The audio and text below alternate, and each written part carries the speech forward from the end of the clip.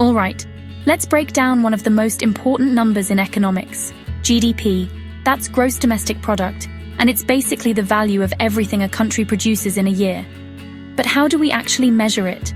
There are three main methods, and I'll walk you through them step by step. First up, the expenditure method. Imagine tracking every dollar spent on stuff made in a country, like new cars, groceries, or even movie tickets. Add up all spending by households, businesses, the government, and net exports. That's exports minus imports. Put it together, and you've got GDP from the spending side. Simple, right?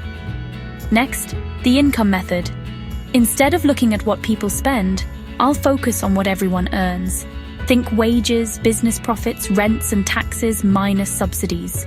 The logic here, every dollar spent on a product is also a dollar earned by someone. So if I add up all the income generated in producing goods and services, I get another measure of GDP.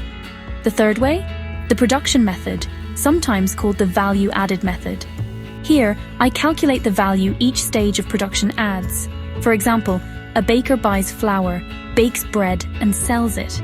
I subtract the cost of flour from the price of bread to find the value added. Do this for every business and industry, add it up, and I end up with GDP from the production perspective. So why three methods? Well, they're all just different angles on the same story. In theory, all three should give the same GDP number, if I've counted everything right. Now, next time you hear GDP in the news, you'll know exactly what's being measured and how.